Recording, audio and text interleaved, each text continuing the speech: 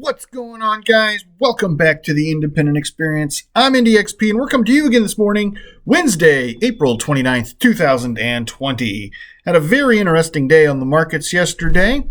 We're going to get into that in just a second. We also have an article we're reviewing here at the end of the video that is very interesting. I think everybody needs to be made aware of. Let's go ahead and jump into the markets and see where we're going to be starting the day off at. Gold is currently at $1721.49. Silver is up nicely, currently at $15.39, giving us a ratio of 111.82. Platinum is nearing the $800 mark again, currently at $789.07, and palladium remains over $2,000, currently at $2025.25. In other metals markets, rhodium lost $500 yesterday, closing out at $7,000. Copper is down a penny at $2.35, and aluminum is steady at 66 cents.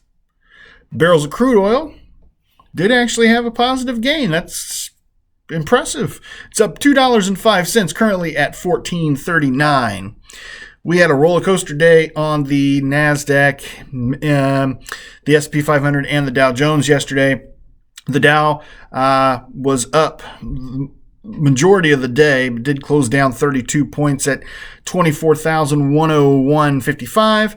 The NASDAQ was down 122 points at 86,0773. And the S&P 500 was down 15 points, closing out the day at 28,6339.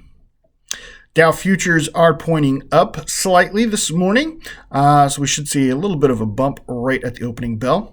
Speaking of bumps, if you guys trade in Bitcoin, you are dancing this morning. We are back over $8,000, currently at $81.50 even.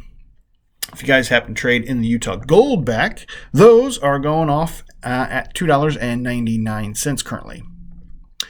Before we get into today's topic, I do want to go ahead and review something we talked about on yesterday's video, and that is a great deal on silver from bisonbullion.com. We got this fantastic bar in yesterday, and it is gorgeous. I am going to post a card for this at the end of the video. This is the best deal on silver on the internet right now, and it's also helping out a great cause.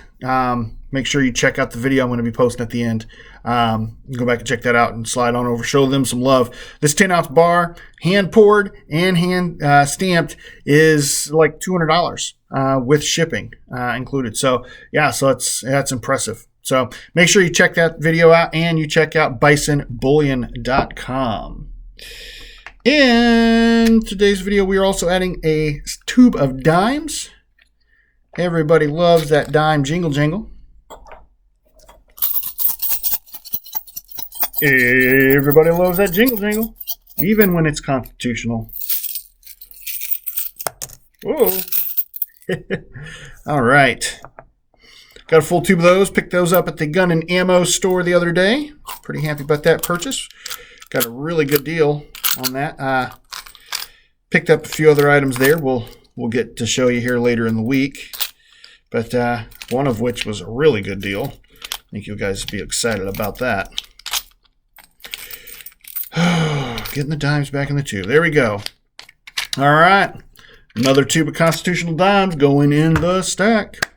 All right. Today's video, guys, is some sad news, especially guys that collect 10-ounce bars like myself. This is from Peter Hobson from Reuters. This is an exclusive for them. Scotiabank to close its precious metals business. I have several of these Scotiabank 10-ounce bars. I also have a few 1-ounce bars of theirs. So yeah, let's jump on in. Bank of Nova Scotia, or Scotiabank, told staff on Tuesday that it would close its metals business, drawing the curtain on one of the most venerable names in precious metals trading, two sources familiar with the matter told Reuters. Scotia was for years the world's biggest lender to the physical metals, precious metals industry, with a history stretching back to the founding in 1684 in London of London gold dealer Scotiabank Bullion, which Scotiabank bought in 1997.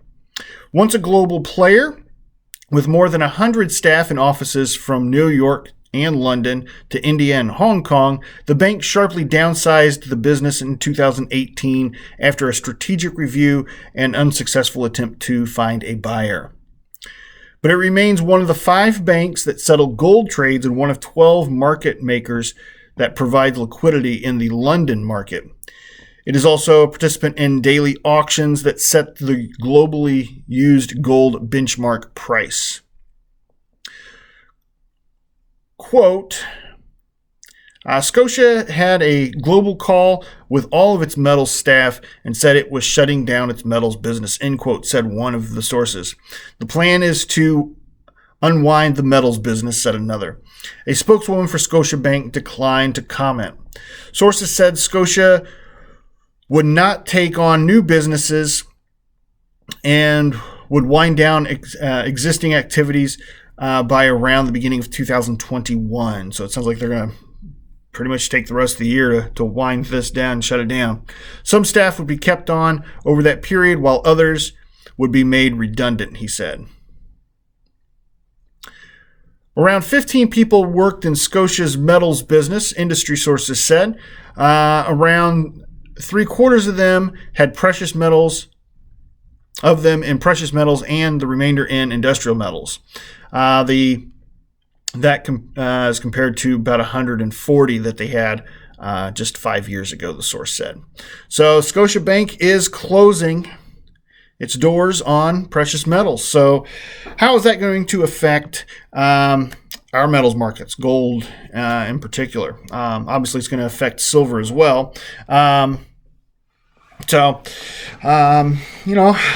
I don't know. I just literally, this article popped up on my desktop before I made this video, so I thought I'd share it. So let me know what you guys think down in the comments below, how you think the closing of Scotiabank is going to affect the gold and silver markets.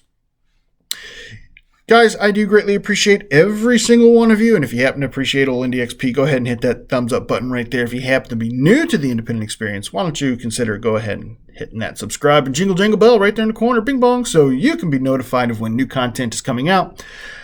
I'm going to post that link right here, this card, for that 10-ounce beefy bar that you guys can get a great deal on. Bison Bullion, great customer service, fast shipping, and it helps out a great cause. I've been Indy XP from the Independent Experience, and I'm here once again to remind you, if the women don't find you handsome, they should at least find your pockets heavy.